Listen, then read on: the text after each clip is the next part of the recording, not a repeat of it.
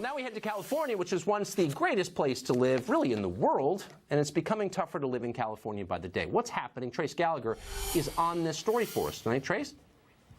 Well, how about a new water tax, Tucker? Governor Gavin Newsom hasn't said what the new water tax would cost California residents, but a similar proposal by former Governor Jerry Brown would have run residents 95 cents a month. That measure was abandoned after failing to get support in the legislature. Newsom says this time around the effort is aimed at providing clean drinking water in some of the state's rural towns and cities, but the Association of California Water Agencies says the tax is unnecessary because the state has many alternate funding solutions. And the Howard Jarvis Taxpayer Association called the proposal an example of, quote, California's knee-jerk reaction to default to a new tax whenever there is a new problem. Meantime, California has already banned plastic bags and straws. Now paper receipts are on the chopping block. One Democratic state lawmaker wants to make it illegal to give out a paper receipt unless the customer specifically wants one. Supporters say paper receipts are coated in unhealthy chemicals. And by the way, if this passes, each violation would result in a $25 fine for the businesses. Tucker. That'll work. Trace Gallagher, great to see you. You too.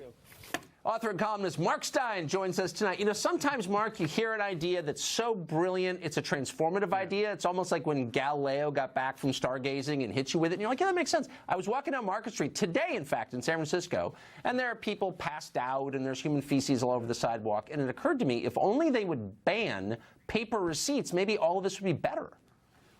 Yes, I think so. As Trace was saying, these paper receipts contain a chemical called BPA, which, if you eat it in high quantities, can cause birth defects. And clearly, that's why California last year had the lowest fertility rate in its entire history, because people aren't having any births because they're eating too many receipts. If you go to a Beverly Hills restaurant and the waiter says, do you want the curly endive salad? And the lady says, no, I'll just have the receipt and a glass of water. Oh, no, wait, I can't afford the tax on the water.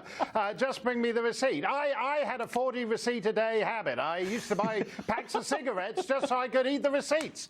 But I actually think, Tucker, there's a serious point in this. The beneficiary of this would be the Twitter guy who also makes these little square machines that you see, which issue the electronic receipts. Yes. And if you think about it, Tucker, just as social media has meant that news and information and knowledge is just in the hands of 4 or 5 companies around the world now, imagine if actual money just came under the control of the same 4 or 5 people who control social media. I'd rather have a paper receipt than the Twitter guy controlling receipts. Well, okay, so but that's not actually a crazy thing to say, because there are, as you know, proposals every year to do away with paper money and to make everything paperless. Absolutely.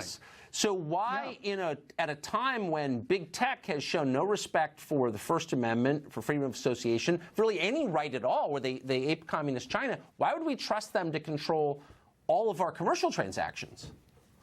Because I think there is now a generation of people who think this is entirely normal. I mean, I don't want to go all, electromagnetic pulse on you, but one of the problems with that is if that ever does happen, we'll be going back to the mid-19th century, but with a population that no longer knows what people knew in the mid-19th century, including that it sometimes helps to be able to have paper receipts. It sometimes helps not to deliver more and more of the daily functioning of the world into the same 4 or 5 companies.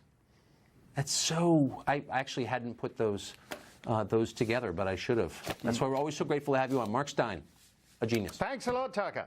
Thank you. So the latest FBI